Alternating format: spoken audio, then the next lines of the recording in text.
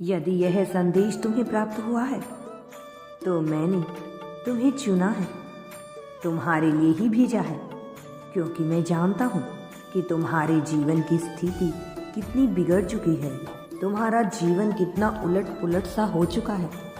तुम जितना अपने जीवन को संवारने की कोशिश कर रहे हो, सब कुछ उतना ही बिगड़ता नजर आ रहा है। तुम्हें ना जाने कब से तुम केवल प्रतीक्षा ही करते चले जा रहे हो।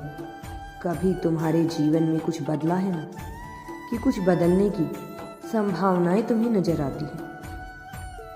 मेरे प्रिय, यह सत्य है कि तुम्हारा जीवन पूरी तरह से उथल पुथल हो चुका है, लेकिन सत्य यह भी है कि इसको केवल तुम ही संवार सकते हो। तुम ही सब कुछ दोबारा सही कर सकते हो।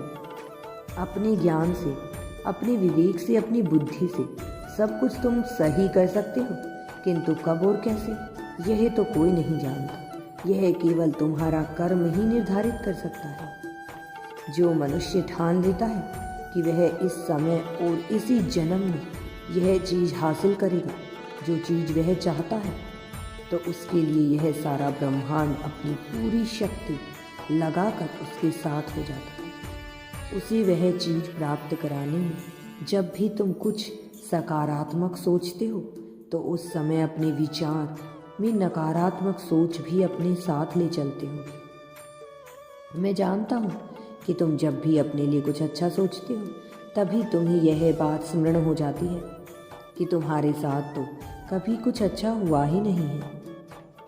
मैं समझ सकता हूँ कि एक दुखी इंसान जिसने कभी अपने जीवन में खुशियाँ देखी ही नहीं हो, उसके लिए सकारात्मक रहना कितना मुश्किल है। लेकिन मनुष्य की सकारात्मक और सकारात्मकता सोच किस पर निर्धारित होती है? उसकी अपनी सोच पर। जो व्यक्ति अपने आप को हारा हुआ समझ लेता है, वह कभी जीत ही नहीं सकता। इसलिए तुम्हें सदैव सकारात्मक सोचना है। जो हार कर भी समझता है कि वह जीत सकता है, तो उसकी हर कोशिश में जीत छुपी होती है।